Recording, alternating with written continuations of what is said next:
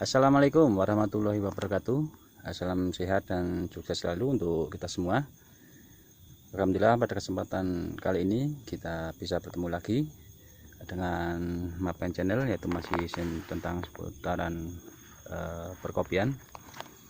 Pada kesempatan kali ini kita akan berbagi ilmu ataupun informasi ya teman-teman, yang mudah-mudahan nantinya bisa bermanfaat untuk teman-teman semua. Di sini kita belajar bersama ya teman-teman, jadi kita berbagi ilmu. Untuk itu mohon maaf bila ada nantinya kesalahan, tentunya mohon dikoreksi untuk teman-teman semua ya.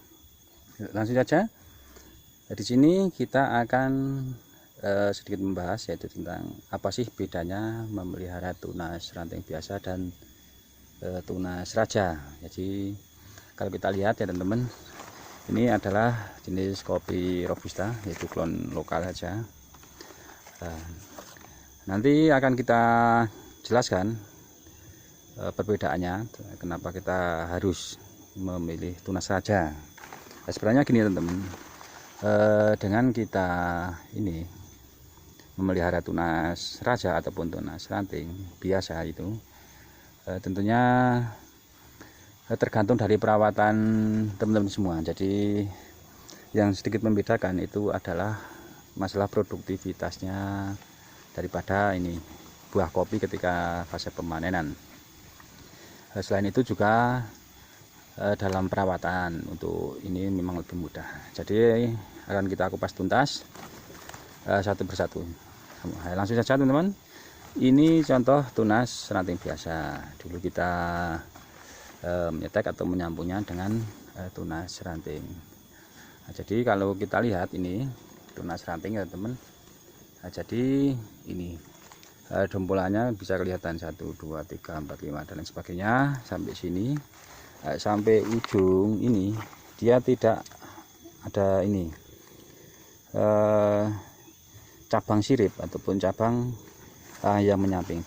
Jadi dia cuman ini, cuman kayak gini, meskipun dia ada pupus lanjutannya. Jadi memang ciri daripada ini tunas ranting itu memang ini dia tidak mempunyai sirip yang nantinya akan membuat cabang di sini menyamping dan menyamping. Jadi produktivitas kopinya pun hanya berada di ranting yang ada ini. Jadi dompolan-dompolannya ini sampai nanti ini untuk persiapan ini pembuahan tahun berikutnya misalkan. Sedangkan untuk tunas ini, tunas raja, dia beda. Jadi saya berikan contoh kayak gini teman-teman. Nah, ini misalkan ini tunas raja. Nah, ini kan dia mempunyai sirip ketika pertumbuhannya. Ciri-cirinya kurang lebihnya dia ini tunasnya itu relatif lebih besar. Jadi dia biasanya ketika masih kecil itu tumbuh di bawah mata tunas dengan menjulang ke atas. Tapi ketika ini sudah besar dan sudah mengeluarkan banyak buah, dia juga akan menunduk juga.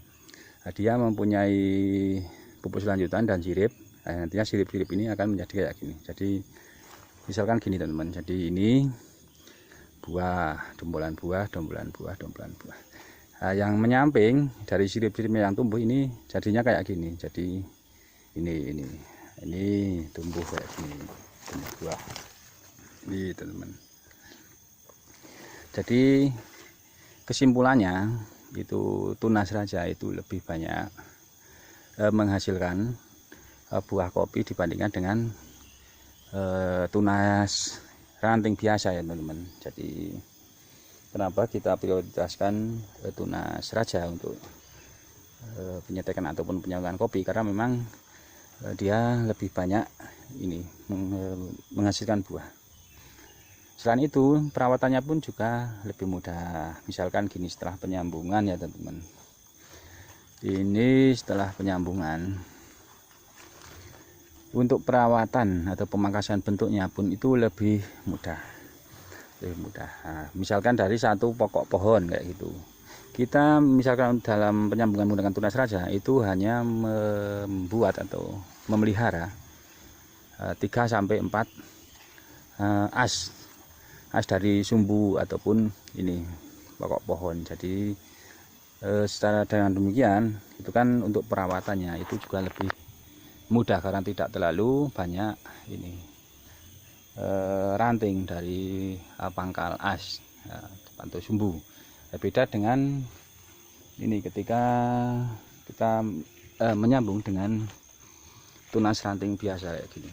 Ini kan banyak sekali teman-teman. Jadi kelihatan dari sumbu ataupun ini asnya itu, kalau satu pokok pohon kita bisa memelihara ini sekitar 10 sampai 11 ranting biasa. Jadi memang di sini kelihatan ini rimbun sekali untuk di daerah sumbu. Itu memang agak sulit kita dalam melakukan perawatan. Tapi untuk produktivitas sebenarnya tergantung dari perawatan teman-teman sendiri. Untuk tunas ranting pun itu bisa maksimal ketika teman-teman itu melakukan perawatan secara intensif. Misalkan untuk pemangkasan ini tunas cacing itu dilakukan secara rutin, itu produktivitas kopi juga akan maksimal. Selain itu, meskipun kita misalkan dari awal melakukan penyambungan dengan tunas ranting, itu bisa menemukan tunas raja, dengan catatan itu untuk perawatan pemangkasan atau pemangkasan pemeliharaan itu dilakukan secara ini rutin. Jadi kayak gini, ini dulunya tunas teman-teman, tunas ranting yang kita lakukan untuk penyambungan, tapi dengan perawatan pemangkasan yang cukup rutin dan diperhatikan, ini ternyata bisa menemukan tunas raja yang akhirnya kayak gini ya teman-teman. Jadi memang dia lebih kelihatan lebih banyak untuk dombolan-dombolannya, dan perkembangan ataupun pertumbuhan percabangannya dia untuk tunas raja itu lebih cepat, lebih subur. Beda dengan tunas ranting. Tunas ranting itu biasanya untuk ini 1 atau 2 kali pembuahan dia sudah kelihatan tidak subur, bahkan sudah menjauh dari ini, dari pangkal tunas rantingnya. Jadi dia cepat ini tidak produktif bisa dibandingkan dengan tunas raja. Tapi untuk tunas raja biasanya kekuatan untuk ini kesuburannya itu lebih tahan ya teman-teman.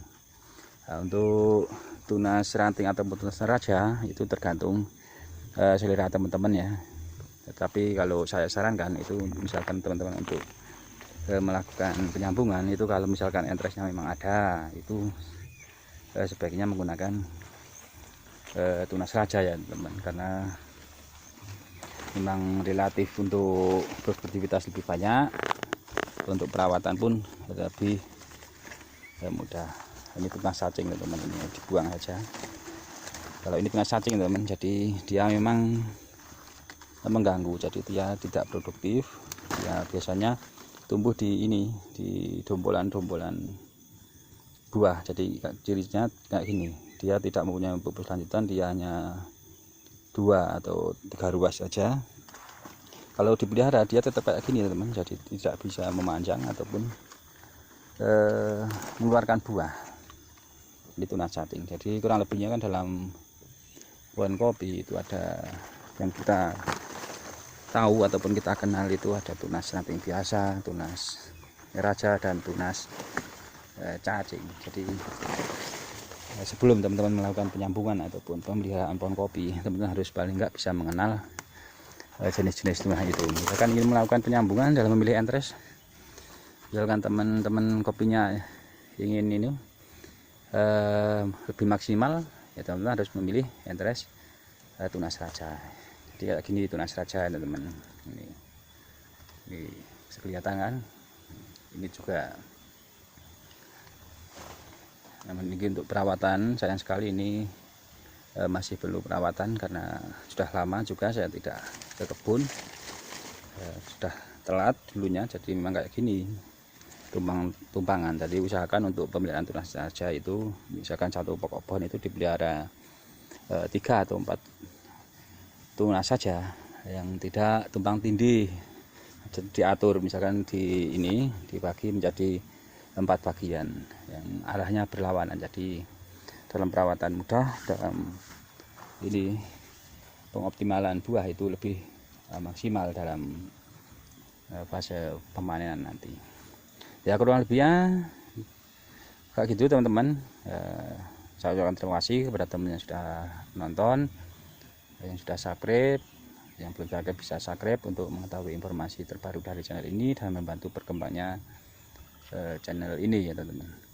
Mohon maaf bila ada salah-salah kata yang belum jelas atau ingin memberikan masukan, bila bisa ini tulis-tulis di kolom komentar. Sekian, mudah-mudahan bermanfaat. Wassalamualaikum warahmatullahi wabarakatuh.